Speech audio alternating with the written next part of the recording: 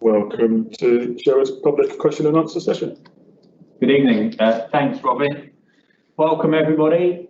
Hope you can hear us and see us. So it's 5:30 on Wednesday. Thank you for joining us for now what I think is our fourth, possibly. Yeah, I think it's our fourth virtual sort of brief with the wider community across mid-Nottinghamshire. I'm Richard and I'm the Chief Executive here at Sherwood, and to my right, I'm Dave, I'm the Medical Director. Good evening. Hi there, my name's Julie, I'm Chief Nurse here at Sherwood. We also have in the room Robin. Hi, I'm Robin, I'm Head of Communications. And we also have... Please introduce yourself, Lorna. I'm Lorna, I'm Director of Communications. Welcome, Lorna. You joined us, the organisation last week. You're most welcome. So the plan is to give... And we also have Health Watch joining us. Oh, yes, of course. Thank you. Of course. Jane, welcome. Thank you, Richard. Want to introduce yourself? Oh yeah, hi everyone, I'm Jane Lawton. I am the Chief Exec of Health Watch Nottingham and Nottinghamshire, and great to be part of this event in which the Trust is sharing information with you and listening to what you want to say about anything that's happening. Thank you. Thanks, Jane. So similar to the previous events we've had, we're going to do a bit of a short introduction, bring you up to speed with where we are at Sherwood. But it's really an opportunity for people to ask Dave in particular, and also Julie, any particularly difficult questions about Sherwood. As we've said previously, a more serious point. Obviously, we're not allowed to sort of respond to individual questions about patient care plans or things like that, but we'll give you a high level view in some detail about how we're doing, and then anything that we can't answer, we will certainly will respond to afterwards. We've said previously, this is an opportunity to shape our thinking. As you all know, we're all finding our way through this, and there's a series of actions and decisions we're taking on a weekly or sometimes daily basis without any blueprint to it. So your contributing some thinking about things that maybe we haven't thought about, or some advice on the way in which we're communicating with you or messaging to you is really helpful. We last met on the 28th of October. Since then, it's been a huge amount of change. Today, we've got 96 patients with COVID at Kingsmill, Mansfield Community and Newark Hospital. We've got 11 in patients with COVID in critical care. We have a bed base of about 650 patients. So around about every sixth bed has a COVID patient in it at the moment. The numbers of COVID patients are very similar to the peak that we saw around the Easter bank holiday weekend in wave one. But as we discussed in our last public board a few weeks ago, I think comparisons with wave one are imprecise. The reasons being, in wave one, the wider NHS predominantly was not quite a COVID only service, but certainly was a service that focused on COVID patients.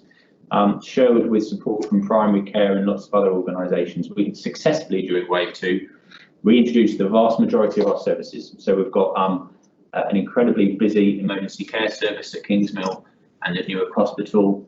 We're making huge progress around cancer pathways. Got a lot of elective work taking place across all three of our sites, and diagnostics are up and running. As I say, comparisons are imprecise, but from a COVID perspective, we are very busy. And the reality is we think we may get busier over the coming weeks. I'm going to just say one more bit about recognition for the colleagues who work in the organisation, then I'll hand over to Julie and Dave to say a few things. I think the thing that, speaking really openly and honestly, the thing that concerns me most at the moment is the pressure that people are under.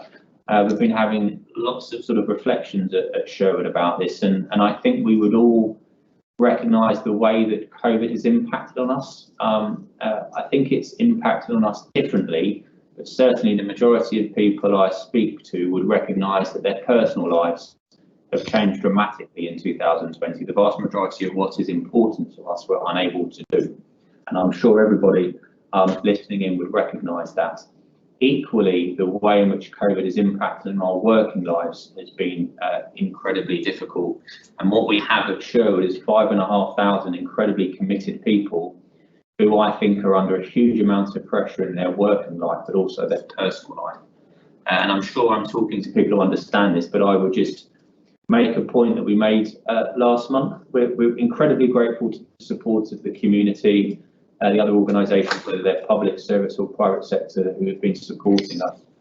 And equally, we would like to recognise the contributions of all colleagues at Newark, at Mansfield Community and Kingston Hospital, because we've got a group of people who are working exceptionally hard in difficult circumstances. And I would just urge you, when you do interact with them, to recognise quite how challenging some of their lives may be at the moment, and in the way in which we're all nervous and anxious about the future and probably very tired at the moment. The colleagues who work here are certainly very tired and anxious, and we will continue to support them as well as we can do. But I think that's the gratitude and the recognition that we're getting from the community has never been as important. So I'll just stop there for a moment. Julie, what would you like to add to that? Shall we just reiterate where we're at with visiting and our ask? That'd be good. So we're asking you to continue to work with us to keep everybody safe. So we are seeing that more people in the community are getting COVID this time round, and that means our own staff as well. So we have a restricted visiting policy that remains in place. So for outpatients, unless the patient requires a carer or is receiving bad news, we're asking that they come on their own. For inpatients, we are not permitting any visiting until the patient has been in for 7 days, unless the patient requires a carer or is end of life. Our maternity visiting restrictions remain. So birth partners can attend for the 12 and 20-week scan and can attend throughout labour and the postnatal period. We are asking visitors to wear a mask when they come in. There's no excuses not to do this. A mask, and if you can't wear a mask, you need to wear a visor. And we will check your temperature on arrival. If the temperature is raised, you won't be allowed to come into the hospital. It's really important that we take this steps because there is much more asymptomatic COVID in the community than we saw previously. So we're continuing to ask for your support with that, and we're reviewing the restrictions in line with the national guidance to make sure that our policy is as compassionate as possible. Thank you, Julie. Dave? Thank you. So I might just expand on. You're drawing some comparisons or saying it's difficult to compare between wave 1 and where we are now in terms of what we think is wave 2. I would say that we had a very sharp spike around Easter time, and we had a very rapid influx of COVID positive patients. And as you described, all of our activity we curtailed pretty much. This time we've had a much slower rise of COVID patients, and we've reached almost like a plateau. So it's not a big spike this time, it's more of a plateau. We think it's going to be a longer period of time going through this. Having said that, in terms of the comparison of the different patients, we're seeing less COVID patients with chest infections with their breathing problems. But because of the increased testing, we're seeing more patients who are coming in with other conditions to the hospital who just happen to be COVID positive. So it's those patients that we're picking up as a result of the screening that is also adding to the numbers. And as you described, Richard, what we're doing this time that's very different is we're maintaining as much as we can all of the other activity. So in terms of our theatre operating, we're trying to continue with our theatre operating as much as we can, notwithstanding that our critical care activity might impact on that and how much theatre activity we can support. But we're trying to continue with the theatre activity, and we anticipate we're going to continue with our theatre activity going forwards over the next few weeks. Fantastic, thank you. Anything you'd like to add to that, Jane? I'd be interested in whether you are having to cancel any operations. So you've indicated that you're trying to keep everything going as best you can, which of course is really welcome. But are there people who are having their operations cancelled?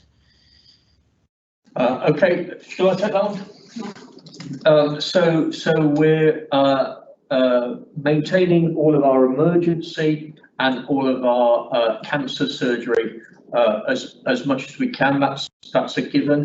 In terms of our other elective workload, we've cancelled a very few number of operations. We have cancelled a small number, and that's because our critical care requirement expanded to some of our operating theatres, and so we had to replace our ability to use those operating theatres surgery, we use them for critical care patients instead. So we're minimising that as much as we can. What we have done that's different to wave one is we also have more ability to do operating on our Newark site or Newark campus, so we're trying to increase the activity that we're putting through the Newark campus to offset that. Now, it's not a perfect science. We can't necessarily move all of the patients who would have had an operation here to the Newark campus, but we're trying to do that as much as we can. Does that answer that for you? Yes, thank you. It does. It does. And Jane, can I ask one follow-up to that? Yeah, can I just quickly add something? So just two things to add to that. If you take where we are sort of in this month as a direct comparison to last November and certainly October to October, we're doing pretty much as much activity, so patient care across all of our pathways as we were doing 12 months ago. And as Dave was saying, we certainly are doing our best not to cancel any patients. And actually, if you compare our wider performance, whether it's emergency care, cancer, planned care or diagnostics, against regionally and nationally, we're an organisation that has reintroduced the vast majority of our services. So just one follow-up to that, and it's really good to hear that, is where people's operations are being cancelled, how you're keeping them in touch with what is happening to their care, because it can be obviously very difficult when your operation's been cancelled. You've not really any idea when you're going to get it rescheduled. What are the arrangements for doing that? Of course. Do you want me to? I think there's two bits to it. I'd pull it out first of all and think about our communication to all patients. And I have written 2 letters over the last 2 months or so. The last one I think went out last week or the week before to patients on our waiting lists. So hopefully, if there are patients listening to this who are waiting for a procedure, they have received one of my letters. And really the aim of that is to say we haven't forgotten about you. You are on a waiting list, and we're methodically working our way through, focusing on the longest waiting patients, the clinically most urgent, etc. The second bit is where patients have been cancelled, and as Dave said, they are few and far between. Cannot guarantee it's happened to everybody, but we would hope that patients who have been cancelled have received a personal apology from the organisation and a clear statement about when they can expect their what's like to be surgery reinstated. But not trying to defend the position, but we are a very large organisation working under quite an amount of pressure at the moment, and there's always a risk that the way of communicating that we've chosen, which I think is pretty effective, that occasionally a patient will be missed. I don't think they've been forgotten about, but have been missed, and we'd always urge patients, if they feel that we haven't communicated to them, either sorry that you've been cancelled and this is what we're doing about it, or they haven't heard from us for the last couple of months about waiting for treatment, that they should contact the organisation. Can I I'll just add one thing to that, Jane, is we're still running our cancer helpline, and this is for patients who only have cancer or their relatives. And what we'll do is we'll get Robin to put this into the comms so that that's publicised for people. That's available. Yeah, we'll share that. Thanks. Do you want to take us through some questions, Robin? Yes, so we've had some questions coming through. We had one in advance regarding endoscopy clinics. How long can patients expect to wait past their cancer checkup time? And then there were some specific individual questions that we sort of responded to directly, but I think in general terms, Dave? In terms of that activity, so it's a bit difficult to give you an honest answer about that, because it depends what the indication is, but it's a routine checkup, is it, or is it a 2-week? It's a routine checkup by the sounds of it. I would encourage that individual patient to contact us, because we are trying our absolute best to catch up with endoscopy, and I think it's more important that they contact us and we make sure that they haven't been missed. So what we've done is we've picked up directly with that individual and put them in touch with our divisional team. I wanted to ask the question because obviously there'll be other people in that similar situation. Cool. Yeah. So patients who are referred up on the cancer pathway or the query cancer pathway, we're trying to see straight away, obviously. And if that's someone who thinks they've not had that appointment, as Julie says. This specific one was in relation to a checkup. Yeah, so kind of a post-cancer Yeah. checkup probably. I think we're trying to get back to business as usual in endoscopy, and we've got no plans to take any of the endoscopy services down. So I think people should contact us if they haven't heard from us in relation to that. Great, thank you. Thank you. People watching, please do ask questions. We've got a few coming through, but there's a chat function, so please do ask. Two questions regarding lockdown and sort of what happens next. Yeah. Is our visiting policy likely to change after lockdown? Julie? Thank you. I think it depends which tier we go into. So we're eagerly awaiting the announcement of which tier we go into. We are working hard to try and extend visiting across all of our services, but it will very much depend on what community rates are like and whether we can support social distancing in some of those areas. So we're working hard on it. It's on the agenda very regularly, and we are reviewing it in line with what's with the tier system nationally. Can I ask a question tied into that? Because the question that we were asked could be, do we think that we will further restrict our policy, or do we think we will allow more visitors on site? If you were to say one of the three options, is it likely we're going to stay where we are, restrict it further, or allow more visitors?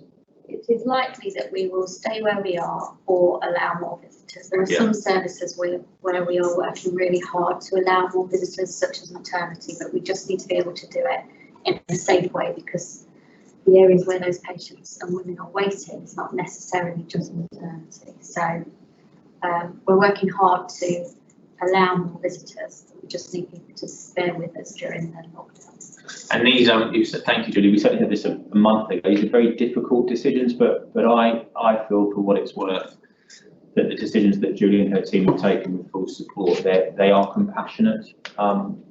Julie was saying we've got to restrict visitors to reduce the chances of COVID being transmitted in the hospital. That enables us to restore the services that Dave was talking about. They are compassionate, our policy, and we would hate to be in a position where patients have been on a ward for an extended length of time with no visitors. We've got a whole series of checks in place to ensure that no one is left on their own with the absence of visitors for a long period of time. Thank you. So I think that covers visiting. We've had a separate question to say, what are the plans for the hospital and staff after lockdown ends? Does anything change? Well, I suppose the short answer is, I'm not sure any of us have more information than you do. So we avidly and intently watched or read the update on Monday and yesterday, and I think there's been a bit more today, and there's more coming out tomorrow. Julie's point about depends on which tier. My assessment is most areas are going to go into tier 2 or tier 3. Nottingham County was tier 3, probably good guess we're going to go back into tier 3. Nothing fundamentally changes. We're going to continue to touch on it before, I think, but there's a couple of things that are really important to this organisation this winter. Certainly providing safe care to all patients. That goes back to Dave's point about continuing with our cancer services, diagnostics, elective, emergency care, COVID. That is at the centre of our thinking. The other key bit is the point I mentioned, which is doing everything possible to protect the colleagues that work in this organisation. So I think nothing will change on those 2 points, but there may be elements that we would change depending on the guidance that we receive. And I guess, you know, as Richard said right at the start, we're all finding our way through this. So this is wave 2, and we don't know what's going to happen. We hope that wave 2 will drop off, and we'll get back to more of our normal activity. In terms of us in the hospital and our staff, we have to start to get very used to working with COVID as part of our lives. We're all completely used to now having social distancing, wearing face masks when we approach patients, having our personal protective equipment with that, encouraging our patients to, if they're up and about mobile, to wear face masks, encouraging all of our visitors as we've described. So it's going to become our business as usual. There are developments potentially, and you will have all heard of those. We don't have really very much more information about those developments compared to what's in the national press at the moment. But we, like you, are watching those and hope that that will give us some different future going forwards. Obviously, the first wave of COVID was earlier this year, and now we've got COVID, and it's also winter time. And someone said, how is winter affecting the hospital at the moment, and have we seen many flu patients? Do you want to start on that, Julie? So I think winter, we're having a normal winter, so we are really busy. We're seeing our emergency attendances be much higher than they were in the spring and much more comparable to a normal winter. But we're not seeing very much flu on today. I think realistically we've seen no flu, and that's the same across pretty much the whole of the NHS. So in terms of the why that is, I think that's something to do with the social distancing, that's something to do with the isolation, and that's certainly something to do with washing your hands and wearing more face coverings. But as yet, we haven't seen flu in any numbers at all. We also haven't seen some of the childhood diseases that we normally see around this time, some of the other viruses. So again, that hasn't surfaced as yet, again, presumably for the same reasons. But of course, we haven't had a big cold snap as yet, really. Can I just pick up on that? So I've heard, and I recognise this, we're not seeing any flu. Therefore, I don't even have my flu jab. What's the response to that? Well, so you'll see we're all wearing badges with I have my flu jab on. So I think most of us in this room would certainly I think all of us can counter that view. So I think it's really important to have your flu jab. I think it's really important to get your flu jab as soon as you possibly can. Part of this is that we know that if you have a dose of flu and if you have a dose of COVID, that more than doubles the impact on your outcome. So it's really a very significant complication. So I'd encourage anyone who hasn't had their flu jab to crack on and get it. I would say get on and get it definitely before Christmas and try and protect yourself. And sorry to interrupt, can I follow up a question to you, Julie? So as you said, we're busy at the moment. What I'm hearing is, you didn't say this, but I could interpret it as we're busy, therefore don't come into hospital.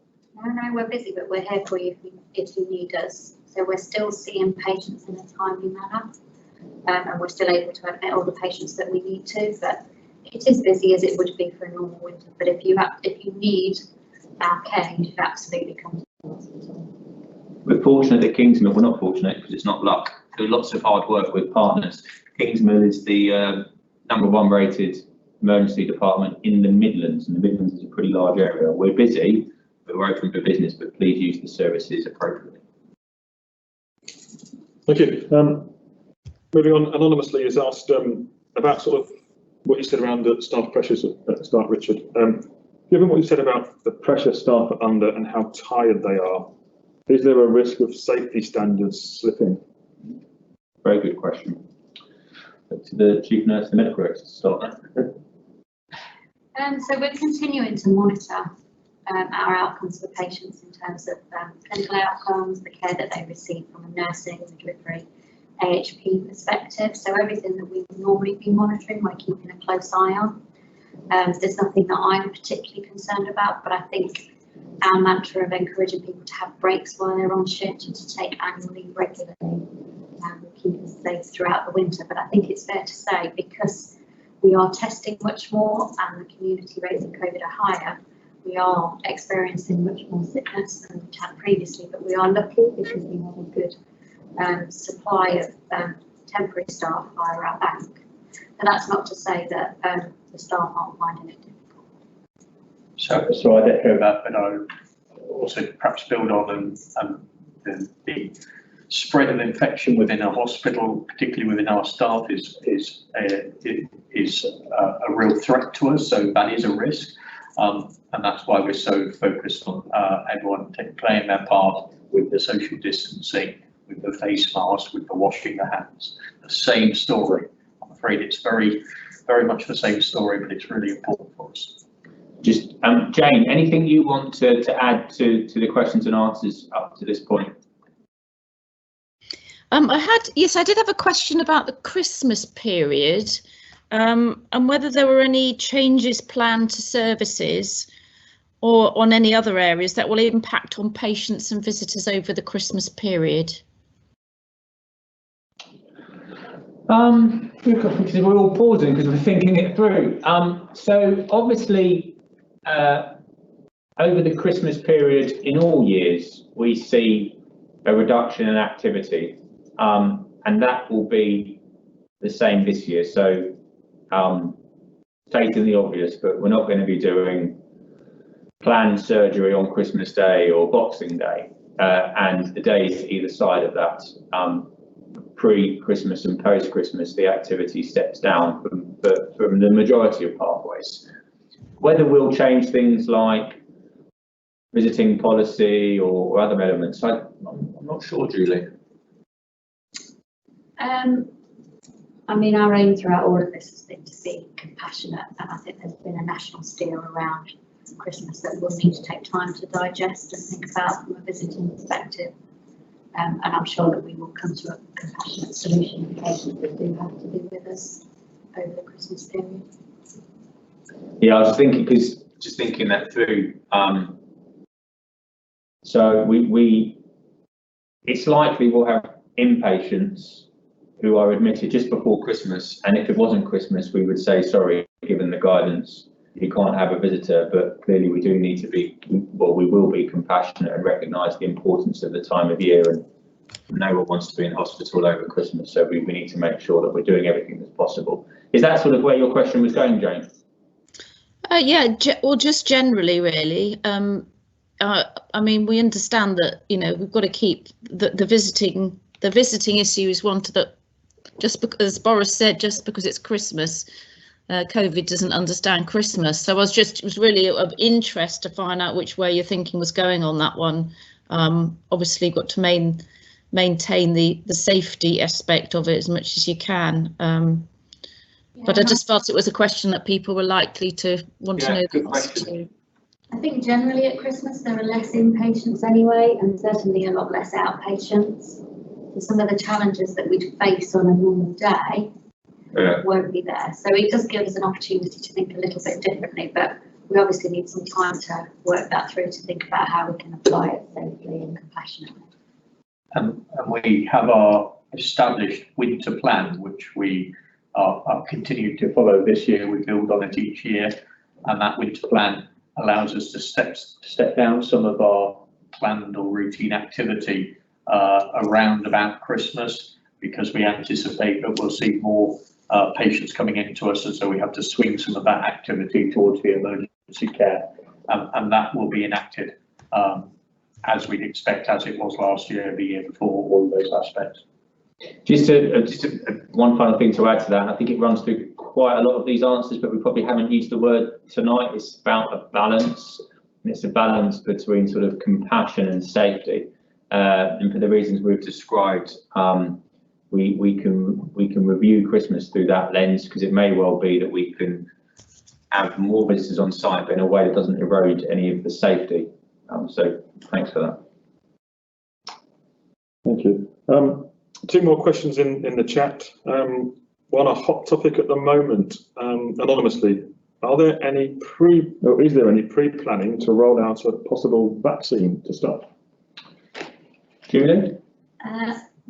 So yes, we aren't sure when we're going to get the vaccine, but we have been told to plan for it, and our plans are in progress so that as and when a vaccine arrives, we will be able to roll it out. Great, thank you. And finally, we've had a question from Julie, interested in sort of the balance of COVID and non-COVID patients. So she asks, how many patients in recent months have actually come in with COVID as the main reason they were admitted? How many of the people in intensive care are mainly due to coronavirus? Very insightful. Dave?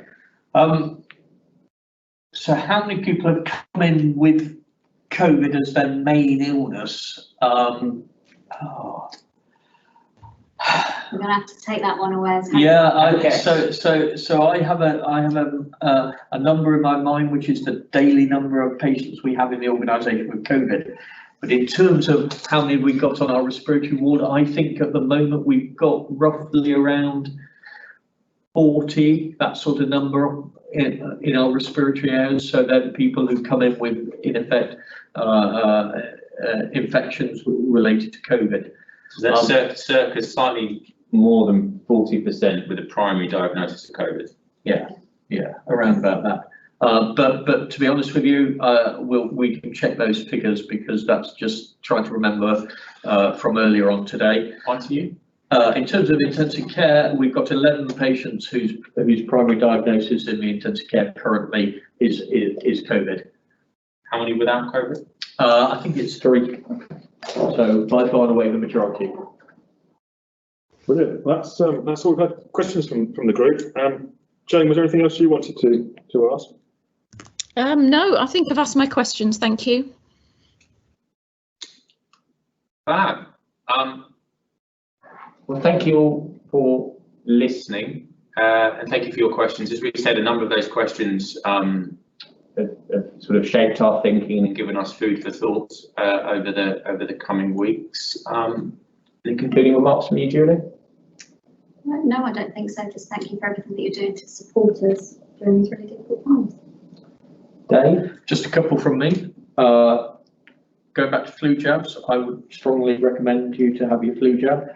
And there are some, if we get this COVID vaccine, and depending on which one, but there are some nuances about that, so I'd encourage you to get a flu jab soon.